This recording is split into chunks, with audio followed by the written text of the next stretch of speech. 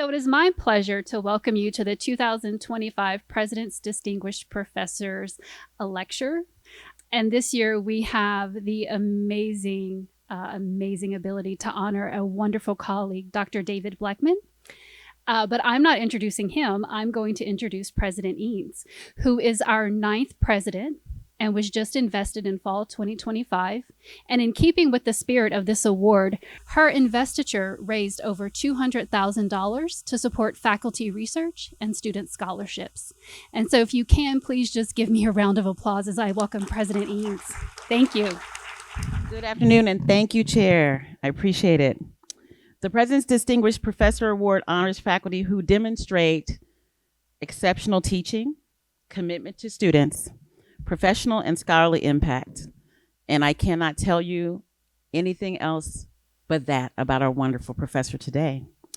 Dr. David Blekhman is a wonderful example of all of that. He joined Cal State LA in 2007. He is a professor in the College of Engineering, Computer Science, and Technology. He is founding technical director of the Hydrogen Research and Fueling Facility. Notes of recognition.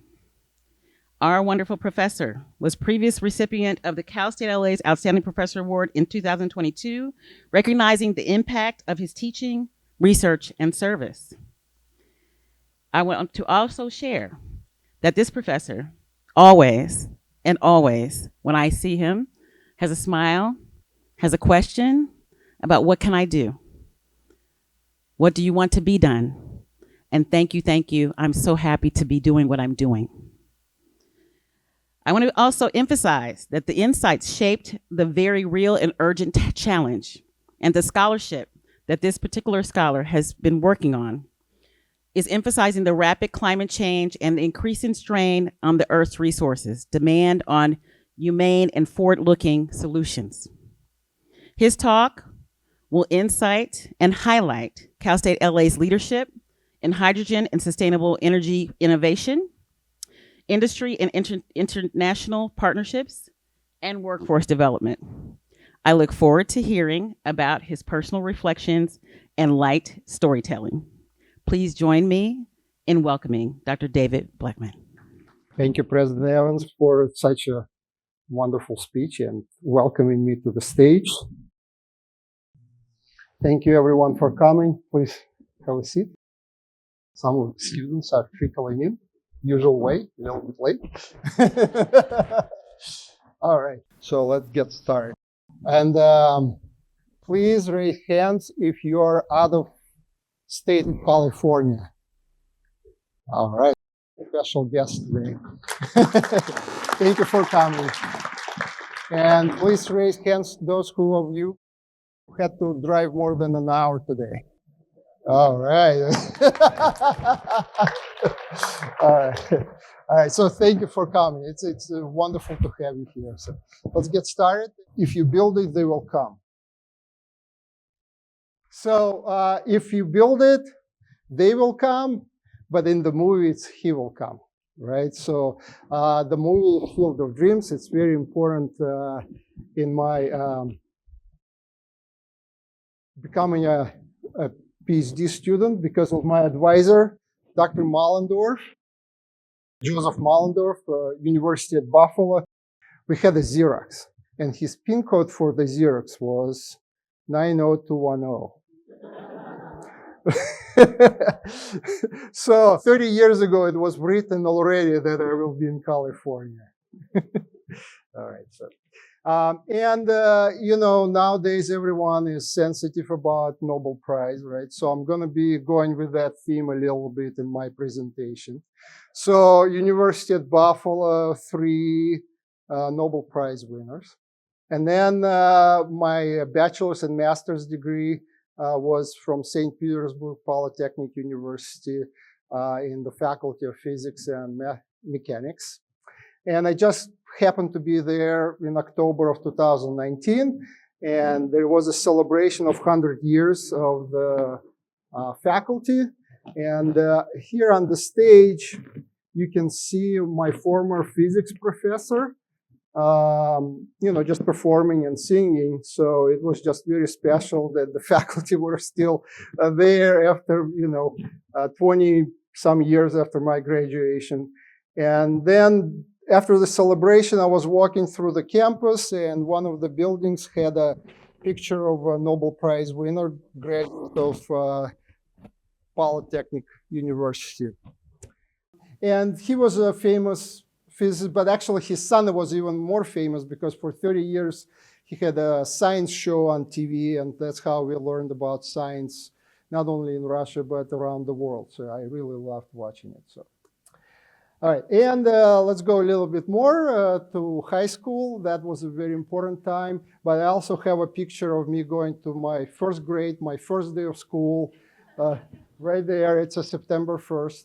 Of 1977, so I'm going to school. I like that little cute boy. Anyway, but then high school was very important. So it's a 9th and 10th grade. And so this is my class, and I'm right there. And that's, again, approximately same time frame. That's from my graduation album. But my teacher was a math teacher, and he was 68 years old. Very strict, and basically he passed away 10 years later, 78, still teaching. So very amazing. He was so hard on us, so hard on us. That's how the school looked in 1912 when it started, and it became a specialized in math and physics sometime late 60s. And so that's how it looks now.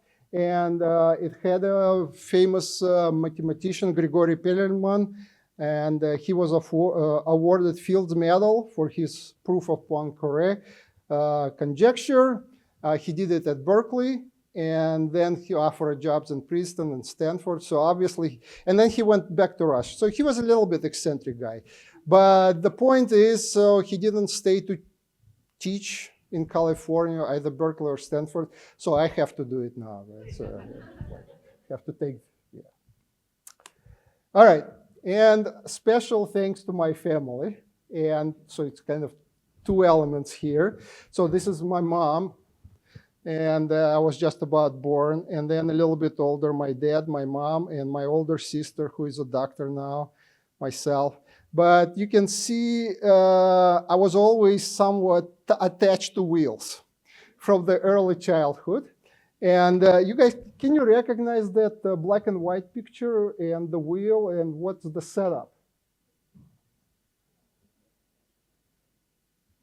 Where I got that to play? That's a sewing machine. My mom's, it's made in Germany, Veritas. And what is interesting, when you steer the wheel, you also with that pedal. So I'm sitting on the pedal. I was just, steering very hard. So the vehicle theme is also going to be in this presentation. And of course, special thanks to my family and my wife. When we moved to California, there were just 3 of us. And last year picture, this is already 5 of us. That's way.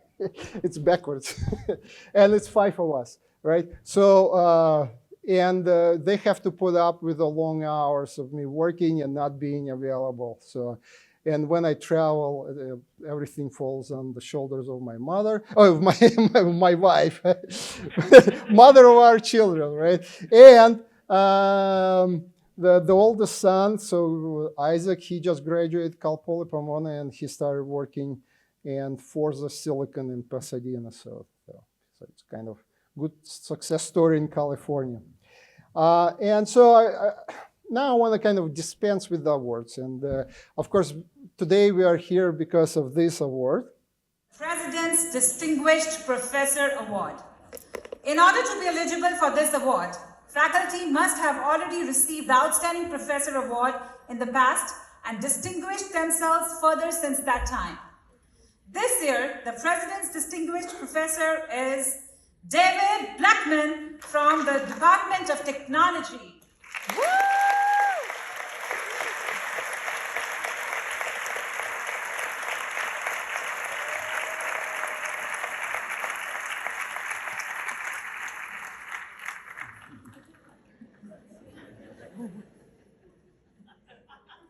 And of course, I slow walked it. I enjoyed it every moment of it, and I'm enjoying the moment now.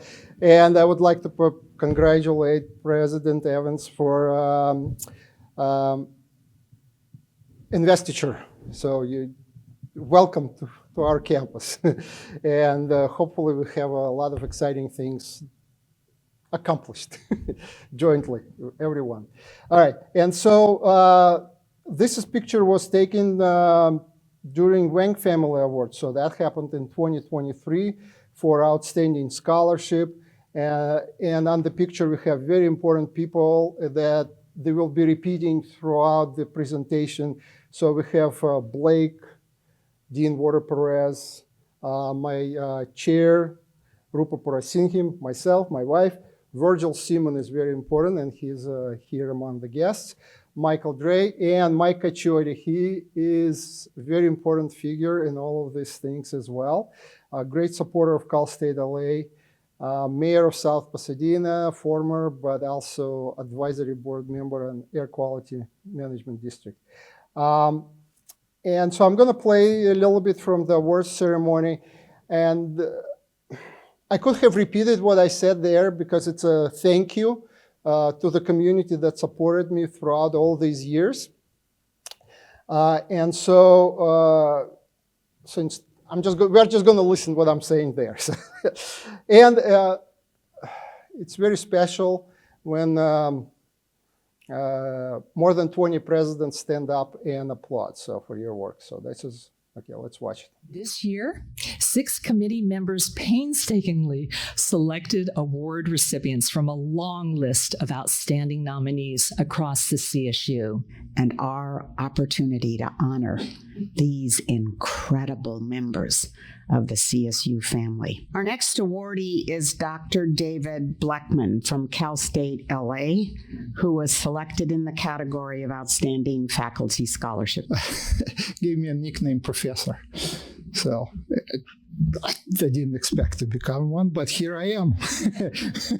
An engineering professor engaged in what this profession entails, working with students, doing research, collaborating with faculty colleagues, and transforming our neighboring communities to Cal State LA. So it's a fantastic experience for which I'm really grateful. And here is a little more statement I prepared. This award also recognizes the whole campus and those who generously donated their time, expertise, and good thoughts to help me as I pursued my academic and professional endeavors. Thank you.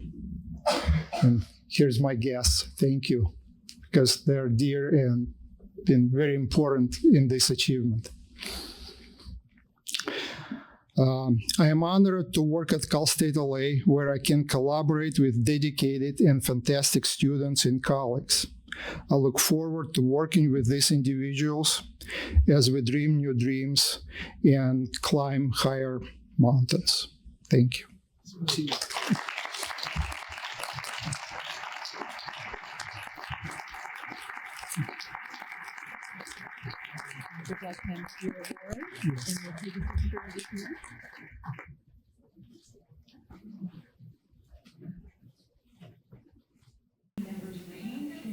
Okay, here we go. So, and the next, prior to that, there was a very important step. And so we're getting to the Nobel Prize now. And so it was a Fulbright Distinguished Chair in Alternative Energy Technology at Chalmers University in Sweden.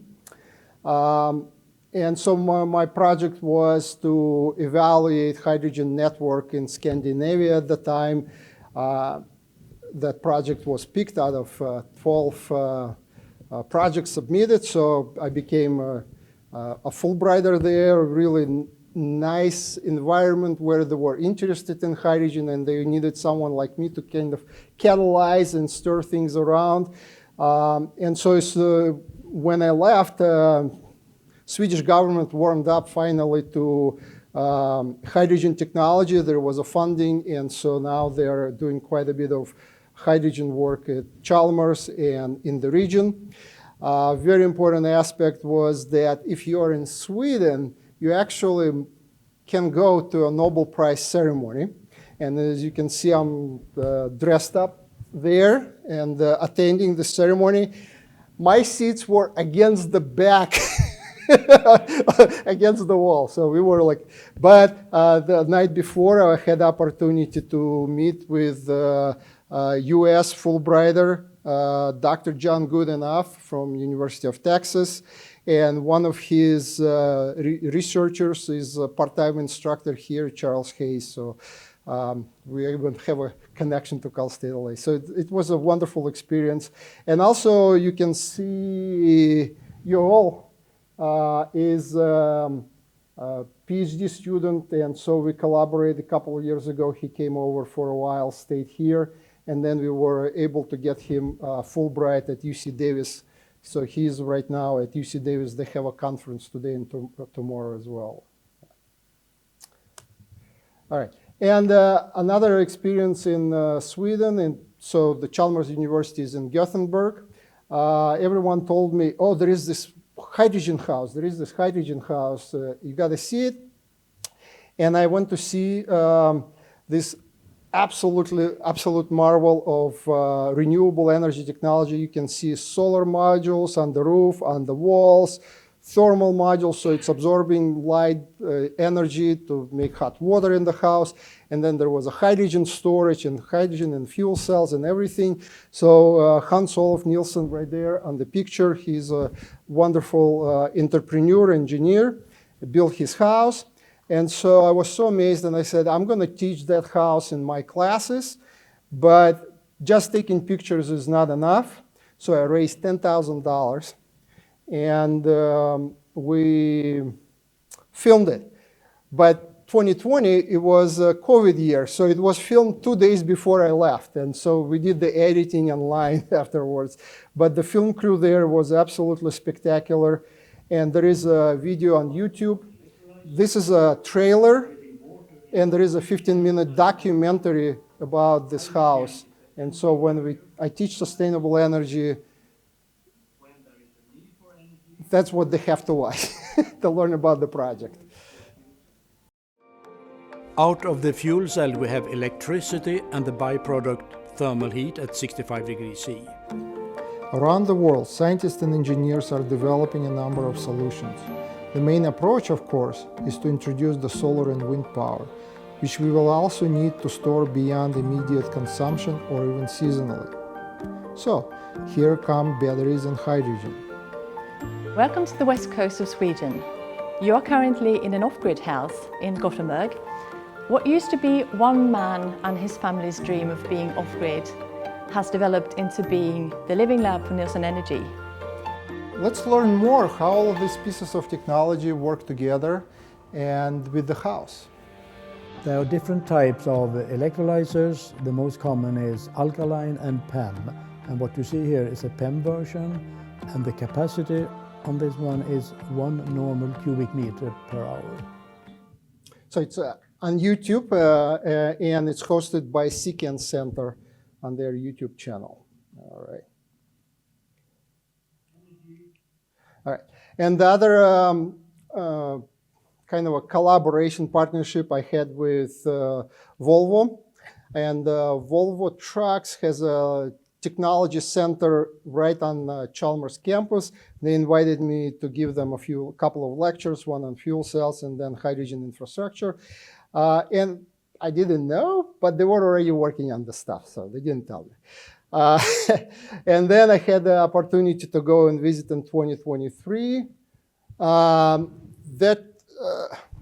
Where am I? Oh, that truck.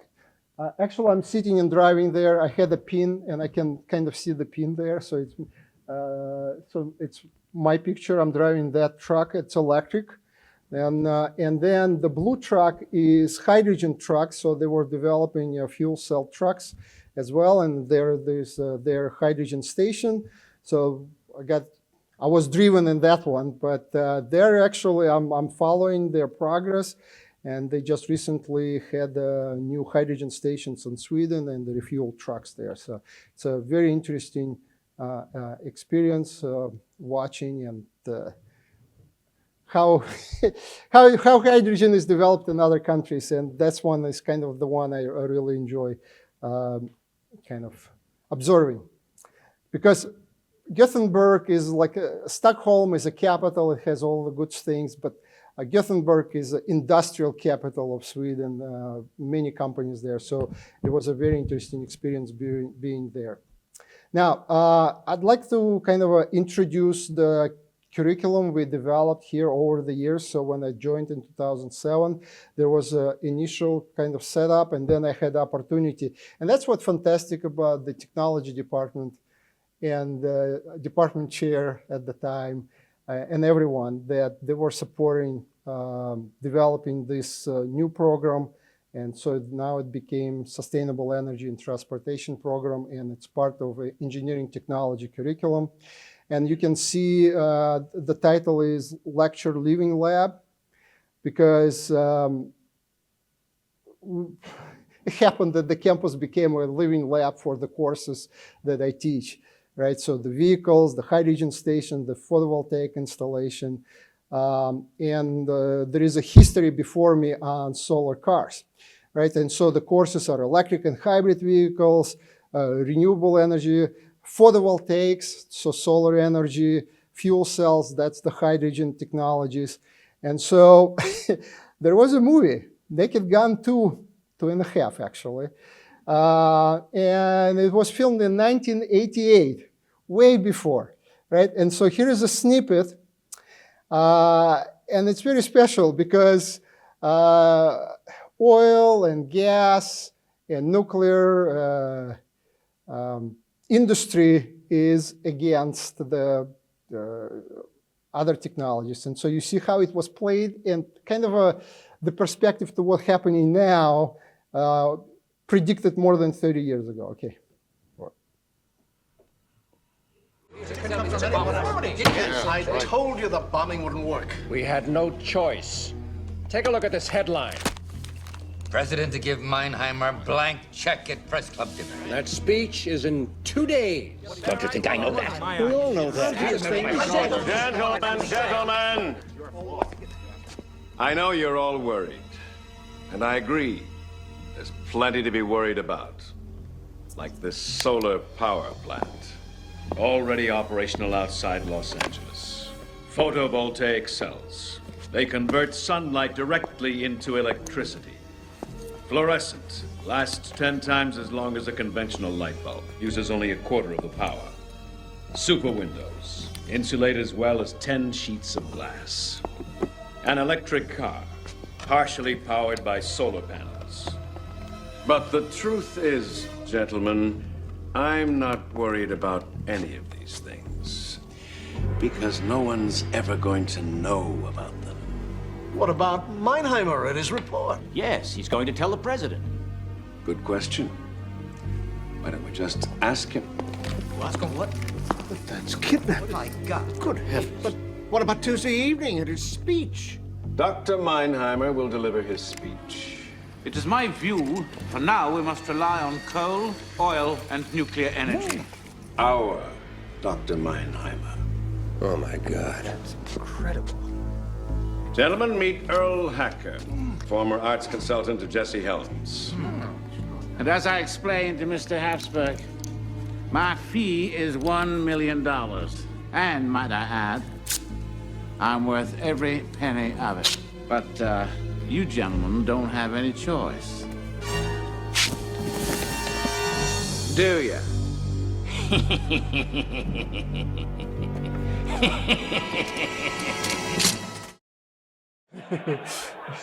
It's Los Angeles, yes. And so, and that's an introductory, it goes into the introductory lecture to sustainable energy curriculum. All right, and so again about Nobel Prize, it's a little bit obsession. So you probably know there is an opposite one.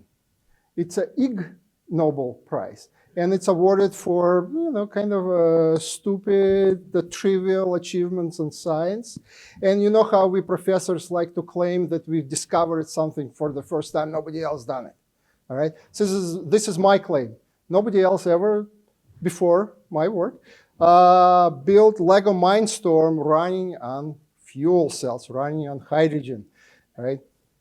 And so, so watch that little video with the students, and one of them, just listen for that. It's a little bit low. He says, "We have a liftoff." So this is I really cherish this video just for that phrase. Okay. I don't know. That's what I heard. I read, I think. Untitled one. Oh, and wow. we have liftoff. All right. Go. Fancy than that. I can hit, I'm sorry, I could hit play. Oh. Do that too. What happened? Are we out of... Oh, funny.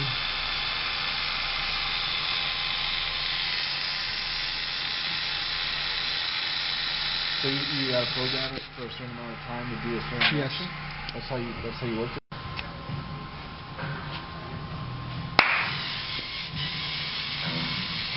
So we have a first robot running on hydrogen.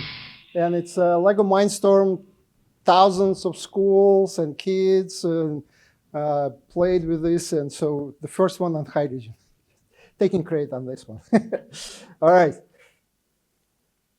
That was a little too small car, right? So we decided to build a little bit bigger one. So that's a next attempt at a bigger vehicle.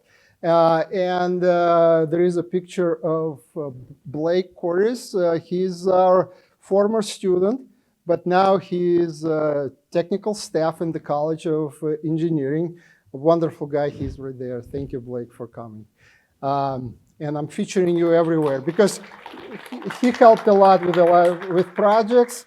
And so here we went to Shellico competition, but I'm going to show you a different video because later on we had the Discovery Channel come in, and Ridley Scott is a producer. They had a Prophets of Science Fiction series. And so they were filming a part on Jules Verne's predictions. One of them was Mysterious Island with the hydrogen technology being discussed there. And so here is our little hydrogen racer being filmed by Discovery Channel. So I promised you Hollywood things, right? So here they keep coming. Yeah. Here we go. And so she was running. All right, and so that was a bigger car, but I wanted bigger cars, right? So this is a little, like a full-size car, right? And then we'll transition even bigger cars, right? So, so this is a EcoCar 2 competition. The other is 2011, 2014. And this is a world-class competition where we compete with the best schools in the United States and Canada. And you can see our dean, Allen. So she was very supportive. She was just fresh. And so here we are at competition running this car. It took her 3 years to build the car. And I really cherish this picture with the legs of our students sticking out. We are at General Motors going through the vehicle inspection. They told us, fix this, fix that. So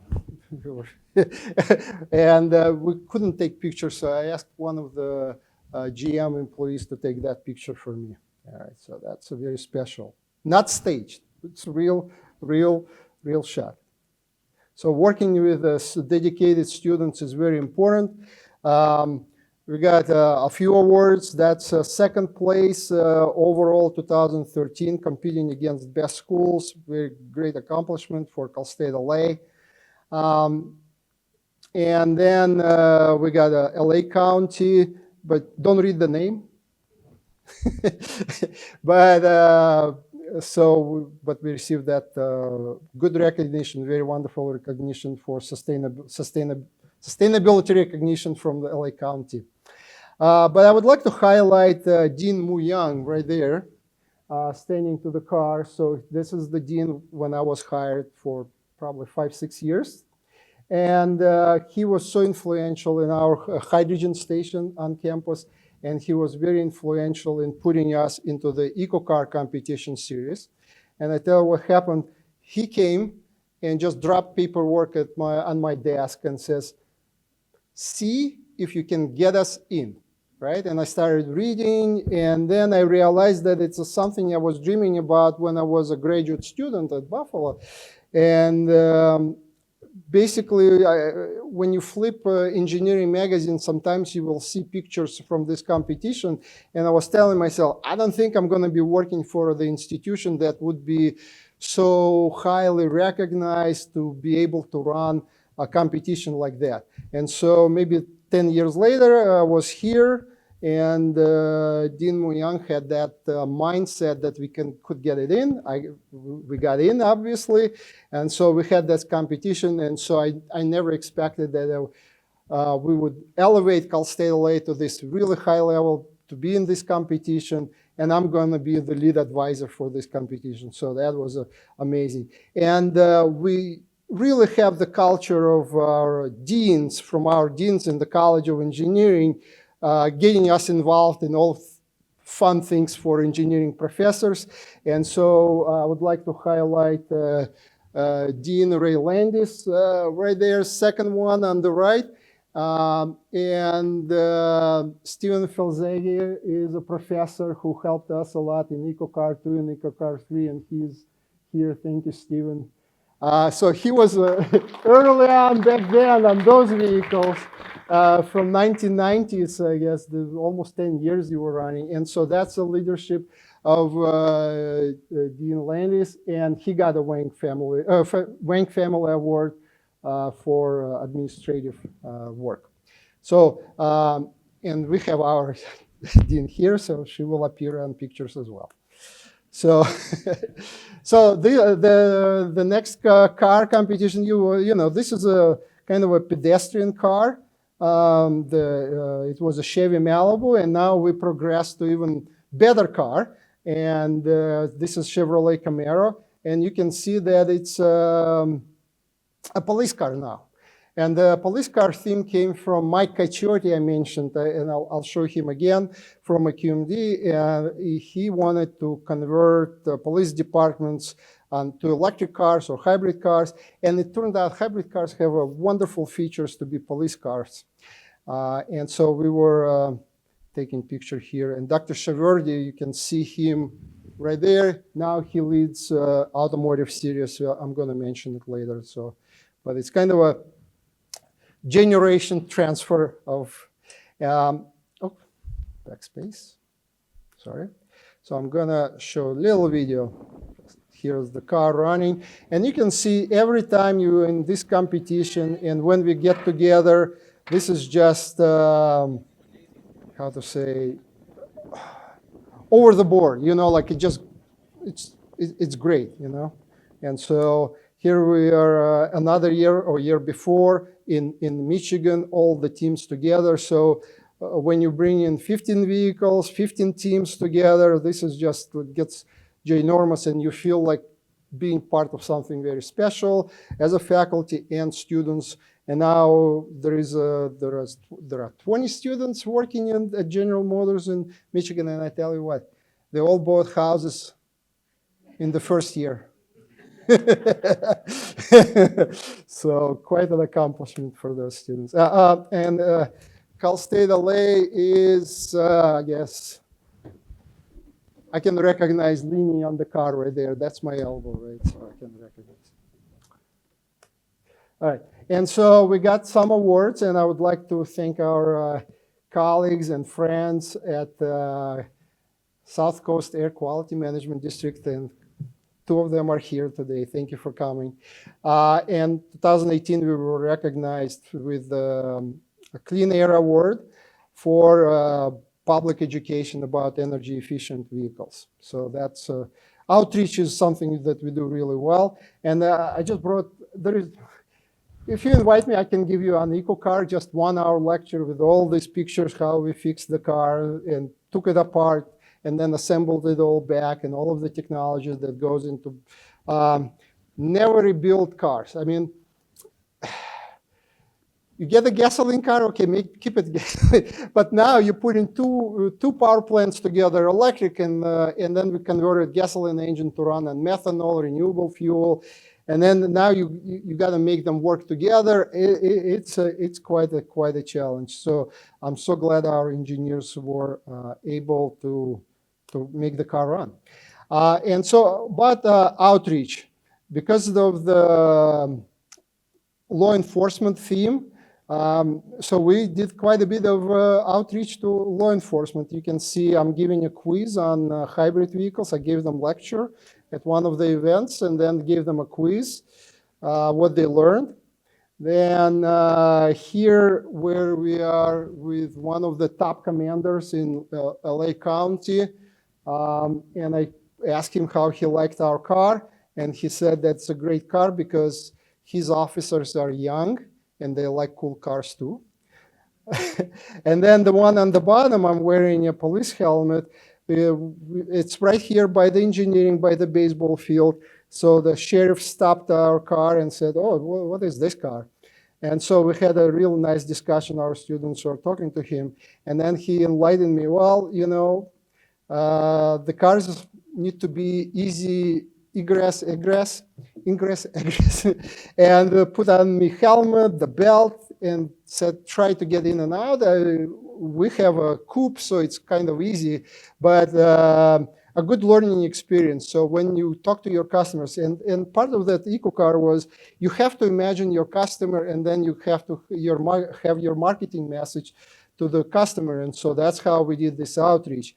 And also, another year we were displaying the car at the Art College in Pasadena. Because Art College in Pasadena has a car history, and that car history is, you know, they have a car shows periodically. And we are going to have a car show at Cal State LA, April 25th. It's going to be a spectacular event by the parking lot there. Anyway, so Jay Leno came by and said, well, now that you pulled out 8-cylinder engine, what do you have? So that was like a conversation, and I had to explain him what the batteries and how that's going to be better and the cooler. And so this is another Hollywood moment I have here. All right. And so that was 2011, 2018. Then we took a break, and then we got back into this competition, 2023, 2026. And now it's called Battery Workforce Challenge. And I asked our wonderful students to set up a display. So by all means, please, when we're done with the lecture, spend a little bit of time. And Luisa is going to be speaking on behalf of the team. She's a wonderful communications manager. And of course, we have our dean, Nancy Warder-Perez, supporting us. And actually, we just submitted the application because you see 2026, we are ending this year, and we submitted application for next competition for 4 more years of pain. All right? But this time, I'm not the lead faculty. As I mentioned, Dr. Shaverdi is a lead faculty. So, and we have a few more young faculty participating in this competition. So this is now a much better experience in the sense of the expertise required and what we are doing with the students. That is a wonderful work. And also I would like to acknowledge support from Air Quality Management District. This year they supported us with a grant of $150,000. We almost spent it, so we're almost done. We are on time. And so again, thank you very much for supporting us. And again, we do a lot of outreach events on campus. Okay, so we're done with cars for now. And the next project is that when I started my job here, my lab was full of donated solar modules. And so we built a photovoltaic system on the engineering building. And so you can see Blake again. So he's appearing on this picture when we were upgrading the system with the new modules. We upgraded one array. And then, I don't know, remember, like you were still student back then? This is when you were student, so And again, this job is very taxing, right? So I used to have a lot of hair, Blake, and now we look like that. So anyway, and big, huge thanks to Sheila Blazes. So she led a lot of work in electrical development because it's not just putting modules, but also integrating that into the building. So this photovoltaic system works from 2011. And we don't really need a lot of maintenance or service. It just kind of works. And so you can just see, but of course you can come and see it in person. And, oops, sorry, stop the video. I want to, okay. So let's progress somewhere here. All right.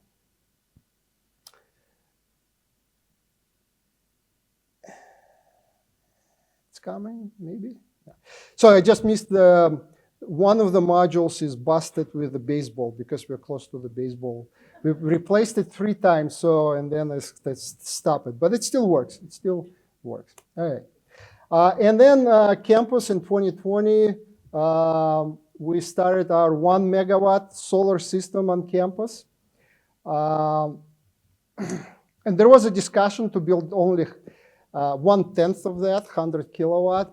And I said, no, we got to build big because building 100 kilowatt means nothing. So I'm so glad that our planning construction people were bold enough and decided on 1 megawatt system. So it cost us $2 million to the campus.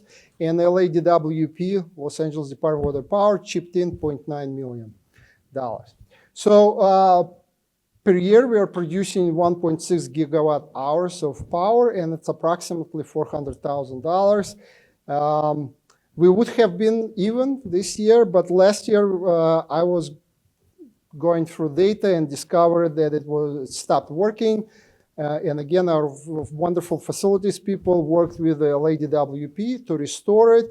And so now it's back and running. And so hopefully by the end of this year, we will be even at $2 million and then continue generating profit for the university. So let's build more solar on campus. Really, it's a 1 megawatt. On the base, like at night, we are about 3 megawatts. So, and then during the day, we go to 7 megawatt power consumption. So it's kind of there is room to grow. There is room to grow. All right. The other project I was involved is, and I don't know if Carmen today is here, maybe not. Carmen Gachupin is a very important person in this whole process. She's a director of parking and transportation. 2010, I've heard that the company ChargePoint got big Department of Energy grant to install chargers on wherever. And then I called them up and I said, we could install a couple of chargers at Cal State LA. And they agreed. The value was a little bit over $10,000, maybe $11,000 for 2 chargers. And then parking transportation chipped $3,000 for the installation. And so we got them for free, but the installation we paid for. And so these are 2 first chargers on our campus in 2011, that new type of chargers, right? So we saw the first electric vehicles ever introduced, and they were charging at Cal State LA. And then we worked with Carmen throughout these years, and now she's really independent in this process of getting government grants and building this infrastructure. I also introduced Green Commuter Company. Our student was working there on a project as an internship. And then later they switched from autonomous vehicles to shared drive vehicles to the infrastructure. And so now this company is building, helping us to continue establishing our vehicle charging infrastructure. And we have the largest among all of the CSU campuses. Our network of charging stations is the largest. So congratulations. All right, so I'm going to switch to hydrogen a little bit. The rest of the discussion is going to be hydrogen. And in 2018, we were running a competition It used to be a competition called Hydrogen Student Design Contest.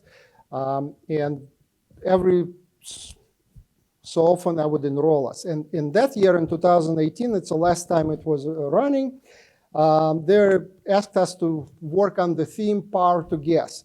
And our students came up with the idea, oh, we are going to generate hydrogen through renewable energy, and have a storage. So this is a graphics developed by Cal State LA students. And then we have hydrogen stations and the distribution of hydrogen to trucks and vehicles. And then the ideas were then, besides trucks and vehicles, we can also think about expanding that universe to UPS vehicles, locomotives, forklifts are big in hydrogen, aviation industry.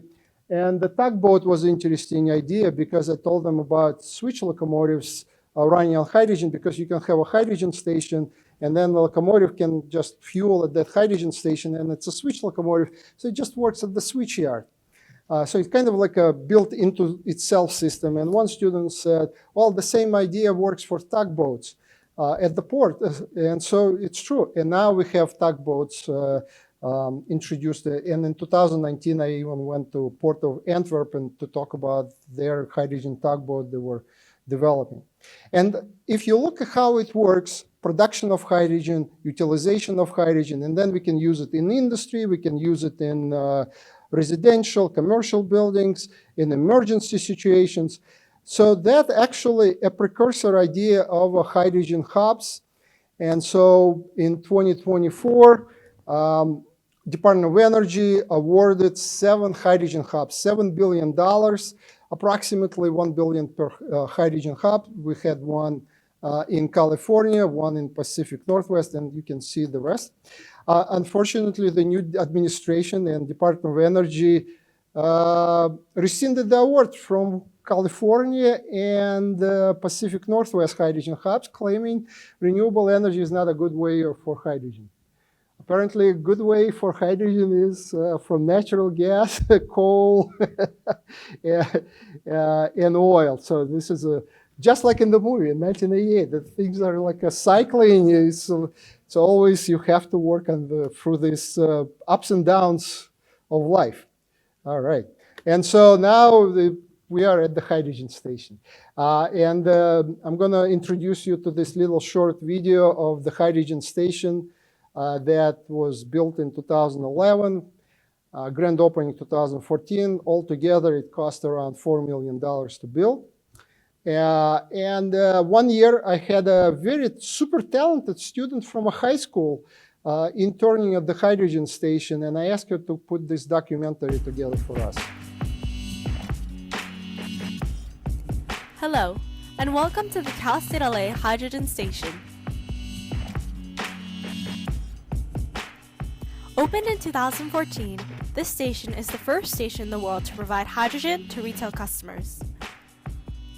A brainchild of Dr. James Attaro, this station was built to educate and encourage new strategies for alternative power sources.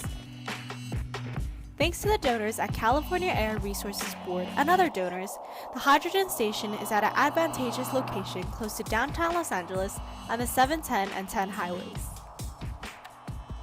At the Cal State LA Hydrogen Station, we produce our own hydrogen. The process of creating hydrogen starts with city water, which is demineralized and sent to the electrolyzer.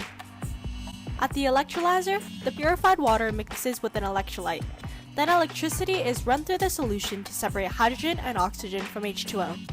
The hydrogen is kept and stored for fueling, and the oxygen is released into the atmosphere.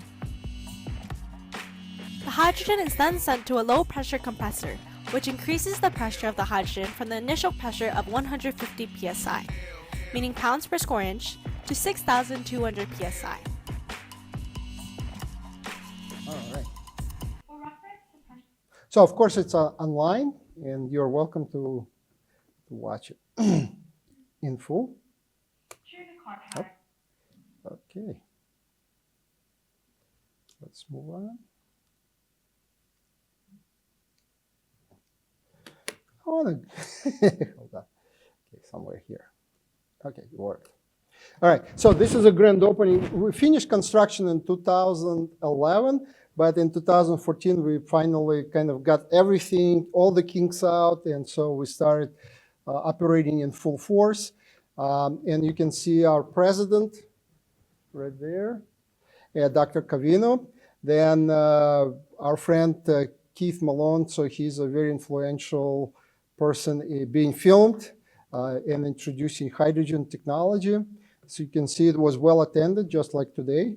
And again, our friend Mike Cacciori from Air Quality Management District, and that's the first time I met him, and he was very supportive of our EcoCar projects, and it was his idea to run it as a police car. And we were very unique in that, nobody else came up with that idea. So really liked it. And a little bit history of the hydrogen station construction, and here is a picture with Dr. Seaman and Michael Dre. Michael Dre is our hydrogen station operations manager. He retired in 2022, and the station did not want to work without him afterwards. Yeah. Yeah, just survived 2 more months and then said, no, it's it. Yeah, it is a little bit old and we have to upgrade it. Yeah, we'll talk about it. And on the bottom, I really liked that picture from one of the graduation ceremonies, and Dr. Seaman is in his playful mood. He was very important. Well, obviously, he hired me as a department chair, but at the same time, he carried the spirit of Dr. James Attaro, and there were other people who did that, but he was my kind of main contact on this. James Attaro was a faculty before me, and he had the vision to build hydrogen stations, so I was hired specifically to be the front man of the project, an engineer who likes hydrogen. And so that's a construction we started in 2010. You can see it was just a plot of dirt, and then construction proceeded, and afterwards we had a beautiful station. And again, you can see Blake right there working on the station. So he worked everywhere on all of the projects. So the significance of the station, it's a very influential station. It's not just a station somewhere on the corner. It actually moved things around in the science and student training and the research. So because my PhD research was heavily into applied experimental work, I carried that to the station and we fully instrumented. We actually got a grant from Department of Energy to instrument it even more. So we collected tremendous amount of data, and we were able to figure out what works correctly, what needed attention. And that talented high school student created that graphics of a failure map. I call it failure map because it's interesting to see what fails first at the hydrogen station versus just teething problems. And so this is kind of like you can see that electrolyzer had some issues by year 3. Some things were just happening in year 1. And so this is a very interesting little study that she helped us to visualize. And also we were able to bring in researchers, PhD researchers from University of Calabria. Matteo, Francesco, and Michele came last year. And so we published a significant amount of publications. This one is a very interesting project and things happening all together. So the problem was that hydrogen is a very unique gas, the smallest molecule, so it's very hard to measure as it flows into the vehicle, how much we dispense. And so the sales in California or around the world are allowed by contract. So you say vehicle comes and we just charge 3 kilograms, whatever the vehicle tank size would be. And the people wanted to sell hydrogen by kilogram, so it's exactly like you buy by gallons, you buy hydrogen by kilogram. And so we were aware of this problem that it would be coming up when we build our hydrogen station. And our industry partner, SoCal Gas, gave us a grant so that our students were able to build this device. In 2010, we built this device, we bought a tank, and we instrumented that scale to read offset 0 with a really heavy tank on that. And so when you lower the tank on the scale, you can put a gram, 2 grams, and it was reading very precisely. So that's the precision we really required. And the other idea was very important. I told students to have a straps to lower and bring the tank up from the scale, because when you transport that thing, you cannot have a load on that load cell on the scale, because we'll break the scale. And so they came up with the car jacks. You can see right there underneath the car jack. So their idea was better than mine. And actually, I live for those moments when the students' ideas are better than what I tell them to do. You know, like, well, do this, it will work. And they come up with a better idea, and they're like, oh, this is so good. So it happened a few times. Anyway, so National Renewable Energy Laboratory, a few years later, maybe 2012, they came by, and we showcased them the station, we showcased them this project, they took pictures, right? And a few years later, they came up with a truck, and that truck had this fancy scale with 2 tanks that were lowered and brought up on the scale, just like our students designed. And they even use the same scale. It's a Sartorius brand. You know, there are a few brands that are very precise. So they didn't have to go, but they went with the same brand. And so they never gave us a credit, but I think the Cal State LA students were very influential how National Renewable Energy Laboratory engineers designed their device. And that device did exactly the same thing. You hook it up to a hydrogen station, and you can measure how precise the dispenser measures amount of hydrogen being dispensed. And so you do some tune-ups, and then we got our first sticker. So that yellow circle right there at the nozzle is the certification that we can sell by kilogram. And we were the first in the world to have a certified by kilogram sales at Cal State LA. Before we got the sticker, we already started fueling cars by kilogram because we were already approved. So the first sales were to Volkswagen. Volkswagen had an Audi. Volkswagen and Audi had their fuel cell cars at the car show. And then when they were driving the journalists, they needed hydrogen, and so they would come and fuel with us. And the first sale was to them. And you know what happened to Volkswagen? The Dieselgate. Right, so that's, they already had clean cars. Anyway, so that's the story here, being first in the world. And there were other devices. And so we were usually the first place where new technology would come to California before it goes to other stations. The practice of things were done here, and Blake fixed their equipment. As we did the testing, oh, that doesn't work, and this needs that adjustment, or how we solve that problem. And so the Blake was... and the other thing is that we do really well at the hydrogen station, we do really well outreach. We bring some professional tours, you can see on the top. We bring kids, and I have thousands of pictures with kids in front of the hydrogen station, but I picked this one because these kids came in white lab coats, and the memory is amazing. And our talented PR staff member at the college, Hasmik Simon, she took those pictures, and those are actually very precious. So, and of course, Hollywood moments.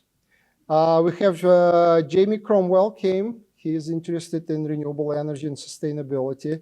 And so he's the first human to achieve warp drive in the Star Trek universe.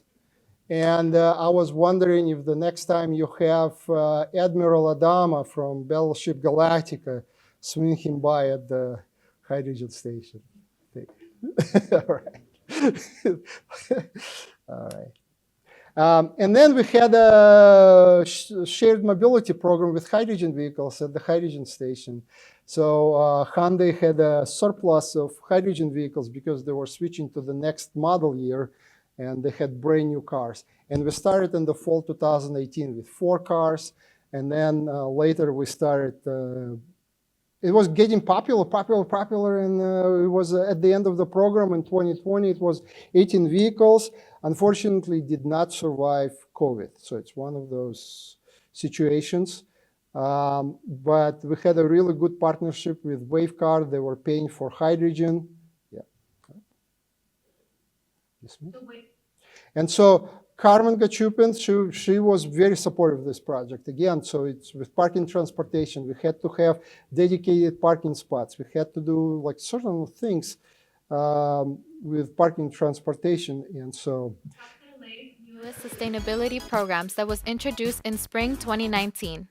With this program, faculty, staff, and students 21 years and older will be able to book a zero-emission vehicle for 2 hours at no cost. Any additional time is $5.99 per hour. There will be designated parking spots for them throughout campus to pick up and return after each booking.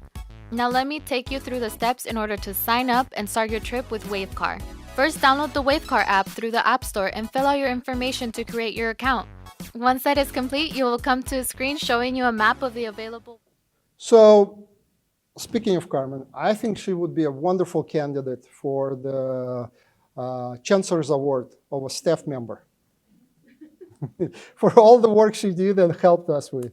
All right, so if you're looking for a candidate, so she's the candidate. All right, and then in 2019, we got an award from California Higher Education Sustainability Conference for all that work, and so Carmen is right there. And then I'm with Michael Dre and Mateo. As I mentioned, Mateo was our first. At first, he came as a master's degree student.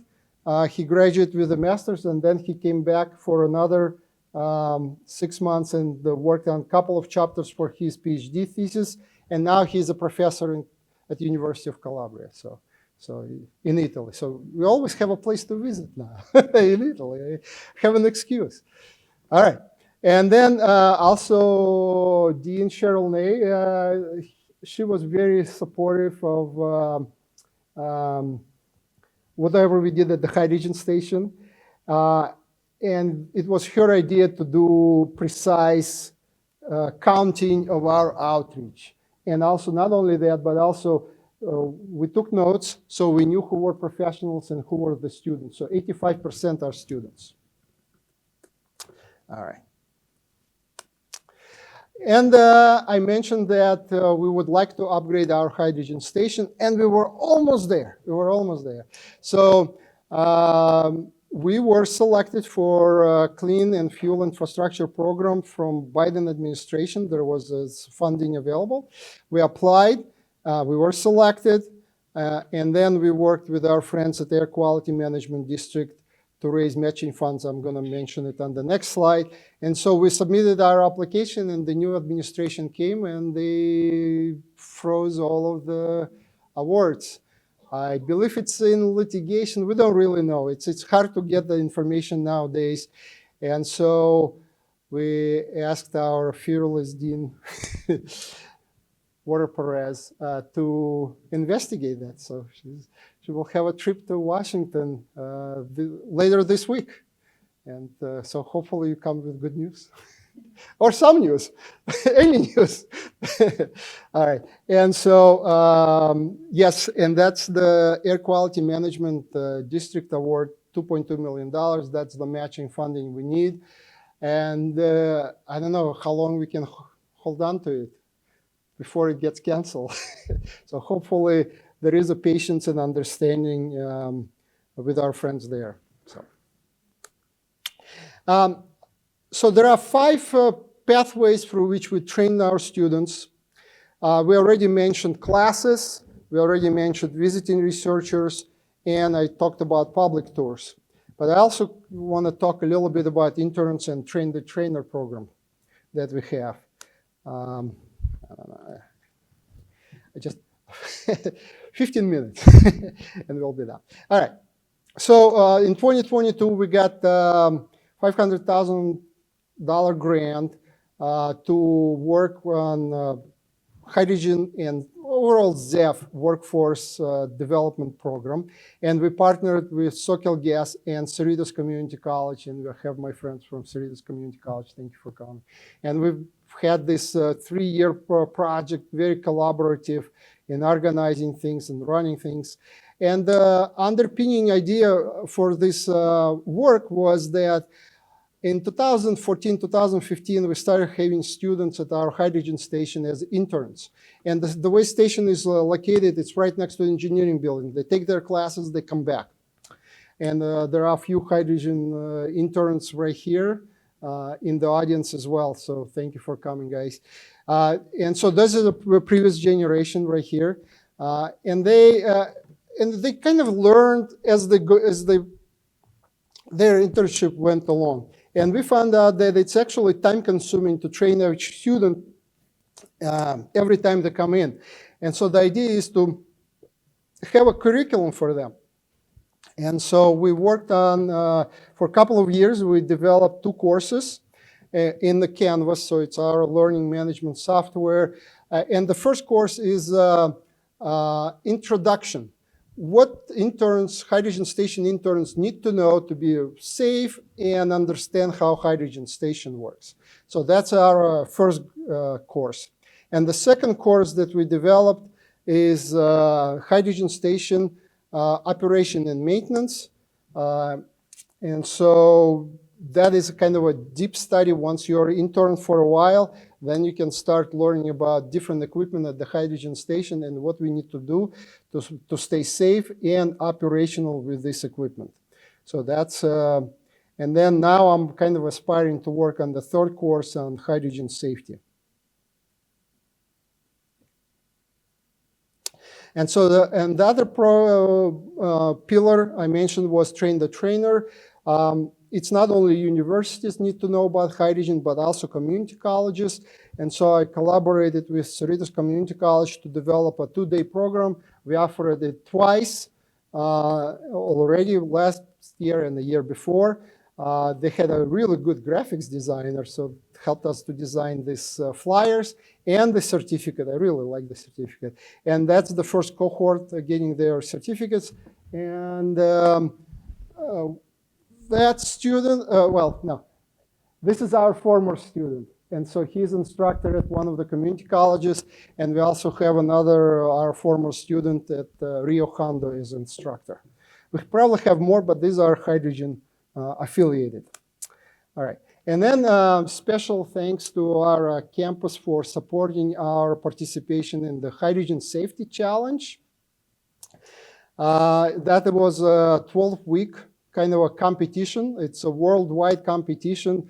We started with 30 teams, then only 8 came to the end, and we took the first place. We actually shared first place with another company, and that is because of the help or participation of Mike Morales from Risk Management. So the team is 5. So we had Mike, myself, and 3 students in this competition, and also Claudio Lindo, who is our VP for finances. He's the guy with the signature. So he signed our pledge for hydrogen safety, and that with 2 extra points, we got the first place. So thank you, Claudio. And that's other challenge with administration, new administration. They don't know about your project. So you take every opportunity to pull them in and tell them, well, that's what you do. And so that's what that's what I'm doing here. So I'm pulling you in to learn more about what we do in engineering with the Battery Workforce Challenge competition. All right. So this is almost the end. So I'm on the last 4 slides. And I want to share with you, I would like to share with you that I had an interesting invitation to participate in publishing in Forbes. And publishing in Forbes turned out to be an interesting experience. I put out, in 5 years, I put only 30 articles. But this allows you to learn about projects around the world and communicate with the CEOs, chief financial officers, chief technical officers. They all wanted to talk to you and tell them about the work they're doing. And so I just quickly introduce 4 articles. So one of them is Port of Long Beach. It's called Trigen Plant. They generate electricity, they generate hydrogen and water to wash cars. So that's a really interesting facility. If you're interested, you can read the article, or you can even visit them Fuel Cell Energy is an interesting company, and I teach about them in my fuel cell course. So this is another amazing project by a company called United Therapeutics, and their president, Dr. Martin Rothblatt, she financed it. There is no government money in this project, and it's a hydrogen helicopter. And the idea is that their company focuses on restoring human lungs that are not good for transplantation, but after restoration, they're good for transplantation. And their idea is that clean transport of lungs is important for their patients, not on the gasoline. They tried electric helicopters that didn't work. And so they transitioned, and that's the first flight of this helicopter with the fuel cells and hydrogen. This was a very interesting project. And I promised bigger cars, right? So here's a bigger car, a truck, all right? And so this company built the first hydrogen truck to compete in Dakar rallies in 2022. And it's a company that builds logistics vehicles for warehouses, for the ports, so for containers and stuff. And so the chairman of this company was taken to Dakar one year, and he said, next year I'm going to have a hydrogen truck competing. And so that's what they did. They built this hydrogen truck with 4 Hyundai fuel cells. And during the interviews and our discussions, I suggested that they have to come to one of the largest clean truck shows here in the world. So it's called Advanced Clean Transportation Expo. And it was running in Long Beach. And they told me that in 3 days of the show, they got more business than they would have gotten in 1 year. And then I asked them to visit our campus with the truck, and we got a really nice photo up at the hydrogen station and here with these vehicles.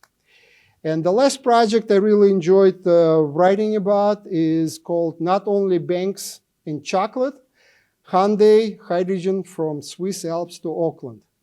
And so what happened in Switzerland is that there is a really hefty tax on trucks, but you can, annual tax. And so, but you can avoid it if you have an electric or zero emission truck. And so they tried first with electric trucks, and that didn't work because of the cold, and batteries don't like cold, and that didn't work out because of the mountains. And so they tried this business. Hyundai established a special business with the hydrogen trucks, and that's been very successful. It started with just, as you can see, 7 trucks. And now they have already 47 trucks running, or it's information from last year. And then now we have 30 more Hyundai trucks deployed at the port of Auckland. So that's an interesting kind of a connection and stories about Switzerland. And thank you.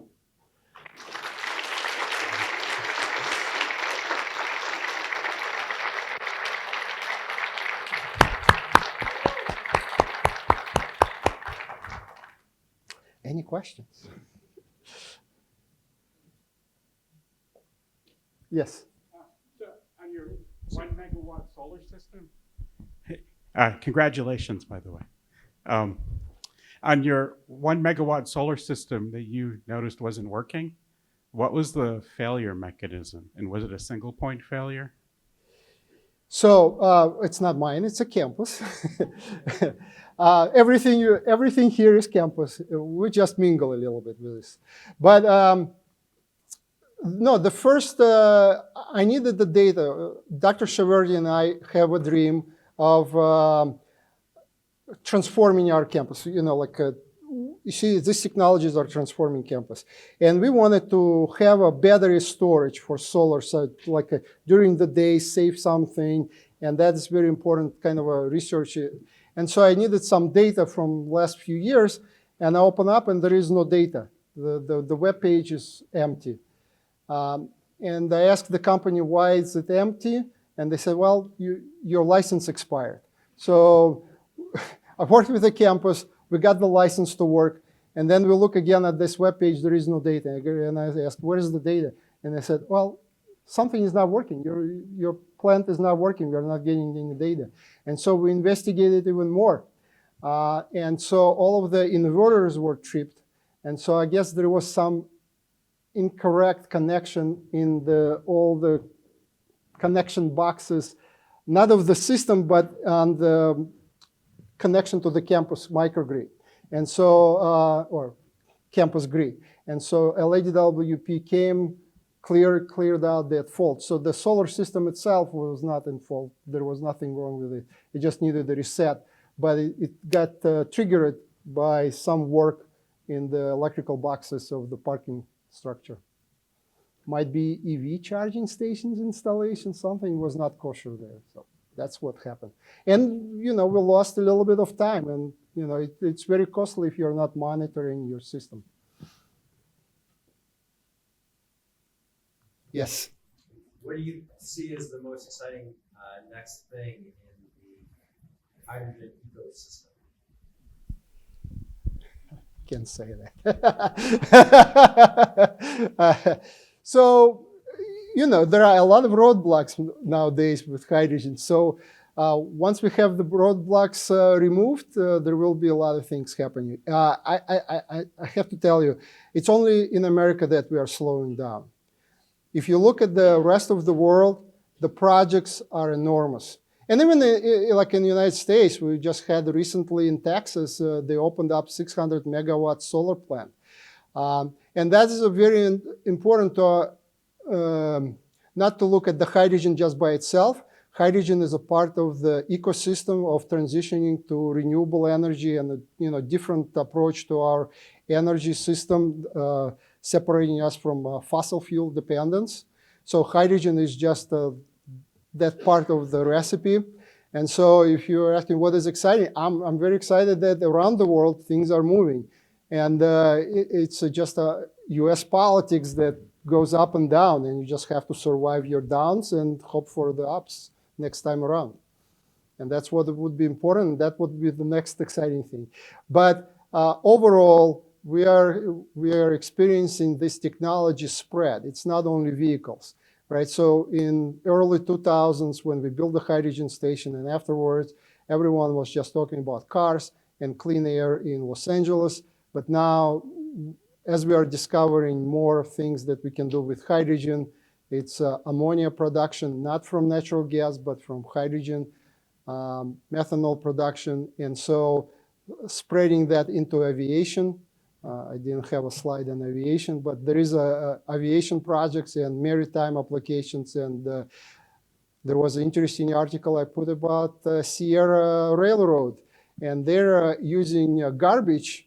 And so there is that would be interesting in Los Angeles. There are groups that are developing hydrogen production from garbage processing, right? So those will be interesting projects right here. And then the Olympic Games are coming. So we'll see what kind of technology we can demonstrate in a couple of years. So that will be exciting here as well.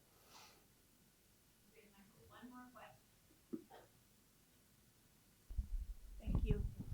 How many gallons of water is used to produce 3 kilograms of hydrogen, and how many miles that the car can run with 3 kilograms of hydrogen? Wonderful. Thank you. Thank you. This is I play with these questions when we have tours of hydrogen stations, so I'll give you answers. In order to produce 1 kilogram of hydrogen, it takes 8 kilograms, no, it takes 9 kilograms of water, and then you produce 1 kilogram of hydrogen and 8 kilograms of oxygen. It actually takes a little bit more than 9 because when you do osmosis, a little bit of water goes back into the line, but it has a little bit more salt into it. So, but in reality, it's about 9 kilograms of water, and you produce 1 kilogram of hydrogen. And a passenger car will travel about 80 miles on 1 kilogram of hydrogen. 60 to 80 miles, yeah. And there is a student behind you, Nevin. So he has a wonderful orange painted Mirai, Toyota Mirai, the new model. And so you're hypermiling, and you get even more than 80, right? So But it depends on your driving. You know, driving is, you can step on the gas pedal and go through any fuel really fast, right? But if you care about your driving, you can get good mileage. And the hydrogen cars allow to have traveling a long distance. And that's one of the next good question is, who wins, electric cars or hydrogen cars, right? And so both win. Electric cars are getting better and better, and they will be really good for our daily driving, where hydrogen cars are going to travel long distances and refuel quickly, right? So you don't have to wait, and you don't have to ruin your battery by quickly recharging. Fast recharging is very taxing on the batteries. But so it's going to be a mix in the future. And heavy-duty transportation will be relying on hydrogen, and that's one of the promises of California Hydrogen Hub. Even though the funding was taken away, the community is so excited here. It's about $12 billion that were committed. And so the projects will go on with the $12 billion that was committed. And so I guess Hydrogen Hub in California will persist, and hydrogen technology. A lot of support now went on the state side, but the excitement is there. You know, it's here actually. All right, thank you very much, and thank you for your questions.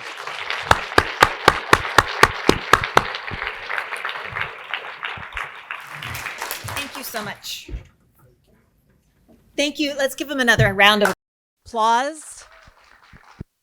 I want to thank you not only for your presentation here today, but for all that it represents. The many years of mentoring students, being an inspiring professor, leading in industry and how we are advancing science and technology advances, and leading around the conversation around sustainable energy. Thank you for representing Cal State LA and for all of the work that you have done for the larger community. Let's, again, give them another round of applause.